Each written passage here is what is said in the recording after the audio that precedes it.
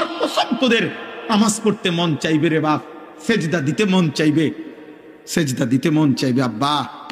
হাসরের ময়দানে হলেও সেদিন মন চাইবে খুব যে আল্লাহ আপনি একটু সুযোগ দেন না রে মাওলা, একটা সেজদা দেই আপনারে, একটা রুকু করি মাওলা।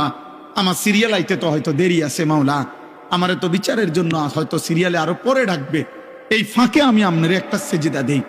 আল্লাহ বলেন ওয়ালাউ শি'না লাআতাইনা কুল্লা নাফসিন হুদাহা, এই নাফরমান আমি চাইলে তো দুনিয়াতেই প্রত্যেককে সেজদা দিতে পারতাম, দেওয়াইতে পারতাম, আমার আনুগত্য করাইতে পারতাম।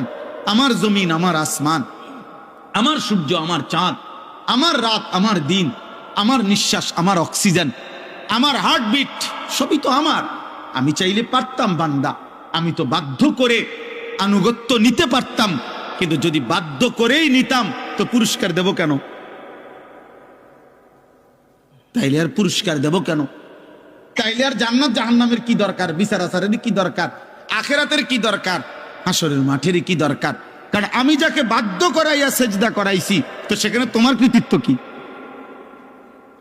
আর তোমার যদি কোনো কৃতিত্ব না হয় তো পুরস্কার কি? আবার কথা বুঝেন নাই? ওয়ালাউ শি'না লাআতাইনা কুল্লা নাফসিন হুদাহা, আমি চাইলে পারতাম বান্দা, কিন্তু ওয়ালাকিন হাক্কাল কাউলু মিন্নি, আল্লাহ বলে আমার চূড়ান্ত ফয়সালা নাফরমান। আজ এটা হাসরের মাঠ, আজ আমি মাফ করার দিন না, আজ হাসরের মাঠ বিচার করার দিন। আজ আমি বিচার করব।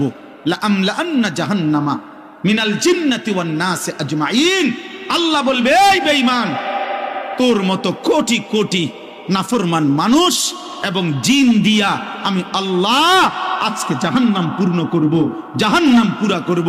আজ আমি মাফ করব না, আজ আমি বিচার করব।